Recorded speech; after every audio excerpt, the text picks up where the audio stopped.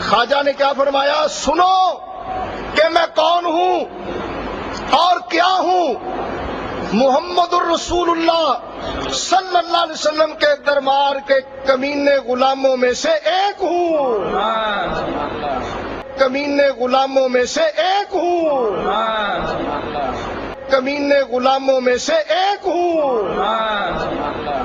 یہ کہہ دینا کہ بابت شہی کوئی نہیں، ایک لفظ آپ نے یہاں پر استعمال میں نے تو اس کا ریپیٹ کیا۔ جی جو بھی ہے، وہ جس نے بھی کیا ہے، اگر وہ ایک بندے سے کسی نے کہا یار میں مشہور ہونا چاہتا ہوں، اس نے کہا کعبہ شریف کے اندر جا کے ادھر باہر حرم میں گندگی ڈال دے تو مشہور ہو جائے گا۔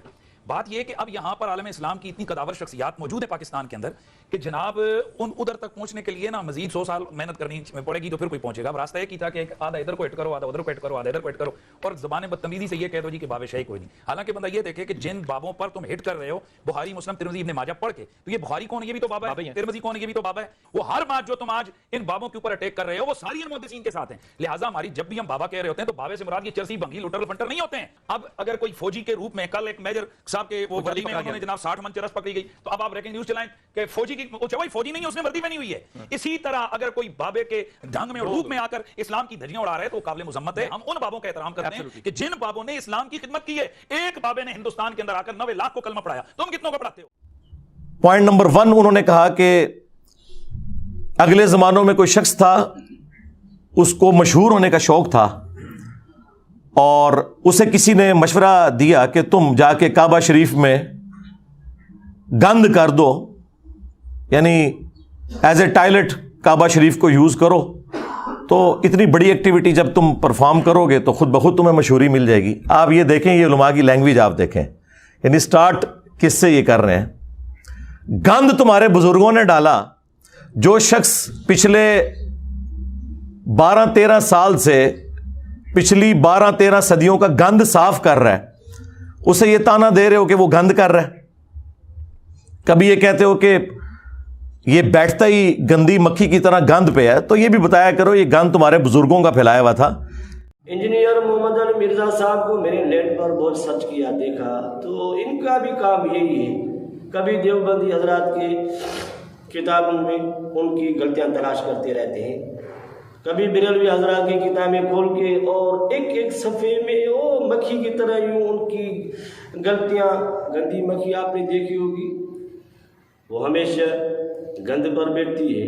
یہ ایک تہمت بنتی جا رہی ہے، بلکہ اس کو بہت کنڈیم کیا جاتا ہے اور یہ کہا جاتا ہے کہ تو بابے ہیں، ان کی اپنی دنیا ہے، اور بابوں کا جہاں اور ہے، کتابوں کا جہاں اور ہے۔ مجھے یہ بتائیے گا کہ انسان اگر کسی بھی معاملے میں اپنی روایت کے ساتھ جڑتا ہے، اپنے بزرگوں کے ساتھ کوئی عقیدت پیدا کرتا ہے، ان کے ساتھ کوئی تعلق استوار کرتا ہے، تو مذہبی لحاظ سے، دینی لحاظ سے، خدا کی کتاب سے تعلق کے لحاظ سے یہ کیا کوئی چیز اس کی منافی کھڑی ہوئی ہے؟ اور جب ہم تنقید کرتے ہیں اپنے ماضی کی روایت کے اوپر اور کہا جاتا ہے کہ جی یہ تو بابوں کی اپنی دنیا تھی اور یہ بابے ہیں اور ہم تو صرف کتابی ہو کے رہنا ہے، تو ان میں سے کیا کس چیز کا انتخاب کرنا ہے، بابوں کا یا کتابوں کا؟ یہ کتابیں کیا آسمان سے براہ راست نازل ہوتی ہیں؟ ان کو بھی لوگوں نے لکھا ہے نا، تو آپ لوگوں سے بے نیاز کیسے ہو سکتے ہیں؟ اپنے دین کو دیکھ لیجئے، صحابہ کرام کو قرآن دیا گیا، وہ انسان ہی تھے نا، ہمارے بزرگ تھے، ان کو قرآن مجید دیا گیا، وہ اس قرآن مجید کو پاتے ہی نہ، وہ اس کو اٹھا کر پس پش ڈال دیتے، وہ اس کو آگے منتقل ہی نہ کرتے، تو آج آپ کے پاس یہ پہنچ جاتا۔ اور پھر یہ کہ اس طرح کے آدمی بن کر رہ جائیں کہ جس طرح سے ایک غلاظت کی مکھی ہے کہ وہ یہ دیکھتی ہے کہ اچھا کس جگہ پر غلاظت ہے، مجھے وہیں جا کے بیٹھنا ہے۔ ہم وہاں بیٹھتے ہیں اس گند کو صاف کرنے کے لیے۔ چاٹ تو تم لوگ رہے ہو پچھلے 1200-1300 سال سے، کسی کی جرت نہیں ہوئی کہ اس سسٹم کو چیلنج کرو۔ تو انہوں نے اب یہ لفظ استعمال کیا کعبے میں گند۔ بھائی حنیف قریشی صاحب، گند انہوں نے ڈالا جنہوں نے چشتی رسول اللہ کلمہ پڑھوایا، ہاں، اور آج جب ہم نے یہ بات کی ہے تو کہتے ہو یہ الحاقی عبارتیں ہیں، بعد میں کتابوں میں داخل کر دی ہیں۔ تم لوگ تو مناظرے کرتے رہے ہو شتیہات کے نام کے اوپر۔ ख्वाजा ने क्या फरमाया, सुनो कि मैं कौन हूं और क्या हूं। मुहम्मदुर रसूलुल्लाह सल्लल्लाहु अलैहि वसल्लम के दरबार के कमीने गुलामों में से एक हूं, कमीने गुलामों में से एक हूं, कमीने गुलामों में से एक हूं। اور دوسری طرف یہ لوگ ہمیں بتایا کرتے تھے کہ با خدا دیوانہ باش با محمد ہوشیار، دیوانگی صرف اللہ کے لیے چلے گی، محمد صلی اللہ علیہ وآلہ وسلم کے لیے دیوانگی میں بھی کوئی بات کی تو آپ کی گستاخی کی تعویل بھی نہیں ہوگی۔ تو بھائی یہ جن بزرگوں کے دفاع میں آپ اترے ہو، انہوں نے رسول اللہ کی شان پہ ڈاکہ مارا ہے، ختم نبوت کے اوپر ڈاکہ مارا ہے۔ تمہیں ختم نبوت کے نام کے اوپر صرف قادیانی یاد آتے ہیں۔ غلام احمد قادیانی دجال، اس نے تو ختم نبوت پہ ڈاکہ مارا شراب کو شراب کہہ کے، اور تمہارے بزرگوں نے اسی شراب کو انگوروں کا جوس کہہ کے پیا اور رحمت اللہ علیہ ہو گئے، اور وہ لعنت اللہ علیہ ہو گیا۔ لیکن یہ اب تمہاری بادشاہی زیادہ عرصہ نہیں چلے گی۔ تو یہ چشتی رسول اللہ جو ہشت بہشت میں ہے، جس کا میں نے 20 دفعہ پوسٹ مارٹم کیا ہے، ایک ایک چیز کا جواب دیا ہے، اب ان کے پاس چونکہ جواب ختم ہو گئے تھے تو اب یہ کہہ رہے ہیں کہ یہ بعد میں کتابوں میں چیزیں داخل ہو گئی ہیں۔ تو پھر ہم یہ پوچھیں گے کہ یہ پہلے آپ کو کیوں نہیں پتا تھا؟ کچھ عرصہ پہلے تک تو آپ لوگ دفاع کر رہے تھے، اور بلکہ بڑے فخر سے بتاتے تھے کہ وہ حضرت صاحب نے تو اس واقعے کے اینڈ پہ کہا کہ میں نے صرف آزمائش کے لیے کلمہ پڑھوایا تھا۔ تو کیا ابو بکر، عمر، عثمان و علی رضی اللہ عنہم اجمعین وعلیہم السلام اجمعین آزمائش کے لیے کلمے پڑھایا کرتے تھے اپنے ناموں کے؟ اور کہتے ہیں دیکھیں ان میں کتنی عاجزی ہے، اینڈ پہ انہوں نے کہا میں کیا ہوں؟ محمد رسول اللہ کے کمینے غلاموں میں سے ایک غلام ہوں۔ کمینے ہی نکلے، آج کمینیا، کمینے غلاموں میں سے ایک ہوں۔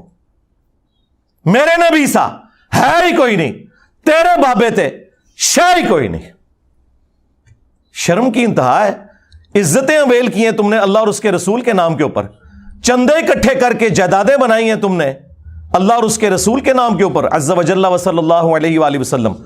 سواریاں سوار کی ہیں تم نے مکے اور مدینے کا نام لے کر، اور پھینکی ہیں اجمیر میں، بغداد میں، لاہور میں، دیوبند شریف میں، بریلی شریف میں۔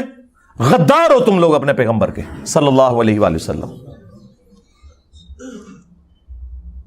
تو اس قسم کے یہ لوگ بہانے بناتے تھے۔ تو میں نے پورا پوسٹ مارٹم کیا، اور کچھ عرصہ پہلے تک یہ لوگ مناظرے میں باقاعدہ دفاع کرتے رہے۔ آج ہماری وجہ سے یہ کہہ رہے ہیں کہ جی یہ کتابیں بدل گئی ہیں۔ ٹھیک ہے، پھر ہمیں مجدد مان لو کہ ہم نے آ کے تمہارے صدیوں کا گند صاف کیا ہے، تمہارے سارے بزرگوں کا علم غیب فارغ ہو گیا، انہیں پتہ ہی نہیں چلا کہ وہ کون سی کتابیں چھاپتے رہے۔ سارے علماء کا علم فارغ ہو گیا کہ اس قسم کی گستاخانہ چیزیں چھاپتے رہے۔ وہ کہتے ہیں نہیں وہ صوفیاء تھے، علم سے ان کا شغف نہیں۔ یہی تو ہم کہہ رہے ہیں، صوفیاء کا علم سے کوئی شغف ہے ہی نہیں ہے۔ آپ اعلیٰ حضرت سے دکھائیں، تو سرکار اعلیٰ حضرت سے بھی دکھا دیا ہے۔ اعلیٰ حضرت نے فتاوی رضویہ کے اندر جس کتاب کے بارے میں جھوٹا کلیم کیا کہ یہ رسول اللہ کی بارگاہ میں مقبول ہے، 7 سنابل 7 چشتیہ کے بزرگوں کا، ایک سمجھ لے ملفوظات یا ان کے حالات و واقعات، جس طرح وہ ہشت بہشت 8 بزرگوں کا ہے، اس کتاب کے بارے میں انہوں نے کلیم کیا کہ خواب میں پتا چلا ہے کہ وہ رسول اللہ کی بارگاہ میں مقبول ہے۔ اس کتاب کے اندر بھی چشتی رسول اللہ والا واقعہ موجود ہے۔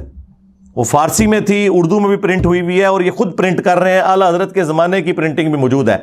اگر تو اعلیٰ حضرت کو پتا تھا کہ اس کتاب میں یہ گند ڈلا ہوا ہے، تو پھر اعلیٰ حضرت اس جرم میں برابر کے شریک ہے۔ اگر اعلیٰ حضرت کو بچانا ہے تو کہہ دو کہ ان کو پتہ ہی نہیں چلا۔ یہی تو ہم کہہ رہے ہیں کہ تمہارے کسی بزرگ کو کچھ پتہ نہیں چلا۔ تم لوگ کہتے ہو کہ ہمارے بزرگ دلوں کا حال جانتے ہیں، یہ سب جھوٹ تھا۔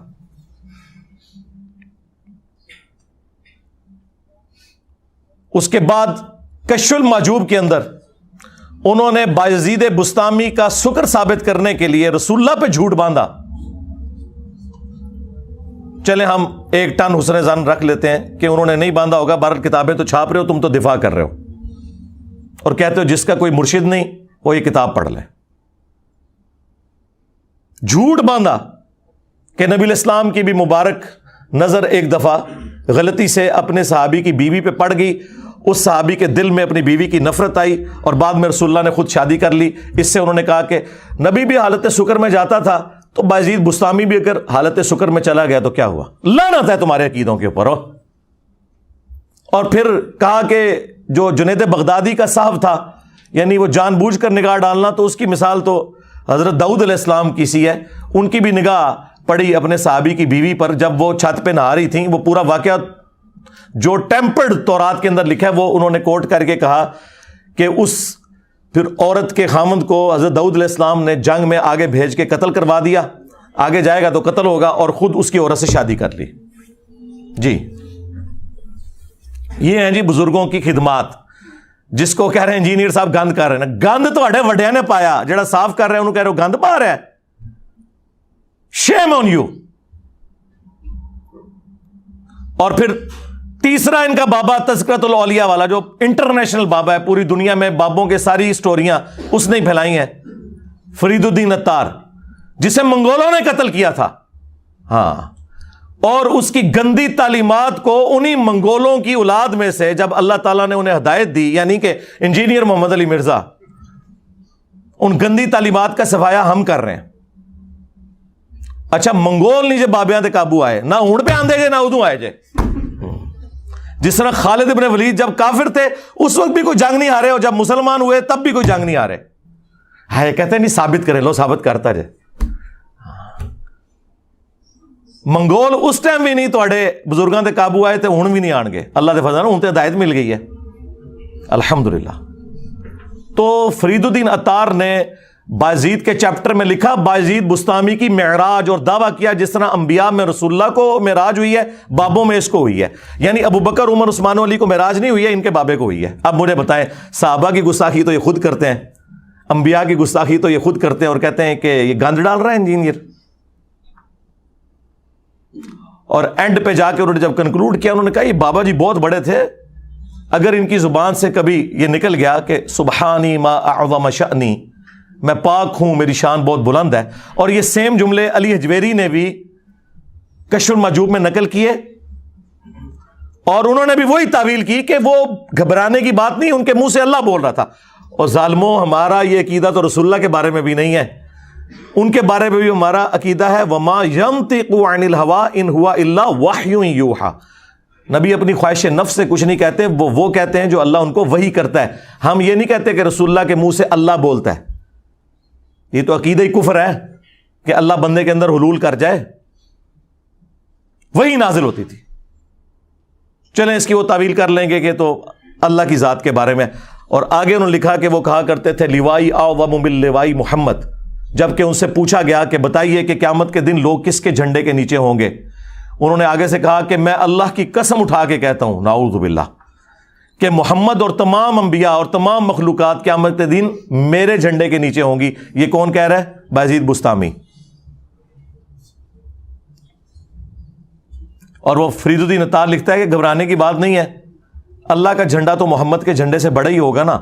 تو وہ ان کے منہ سے اللہ بول رہا تھا. بھئی قیامت کے دن تو جھنڈا ایک ہی ہے, لواء الحمد, جو بخاری مسلم میں حدیث ہے, انا سید الاولین والآخرین, میں سردار ہوں جتنے گزر چکے اور جتنے آئیں گے ان کا, میں خطیب ہوں اللہ کی بارگاہ میں. وہ تو رسول اللہ کے ہاتھ میں ہوگا جھنڈا.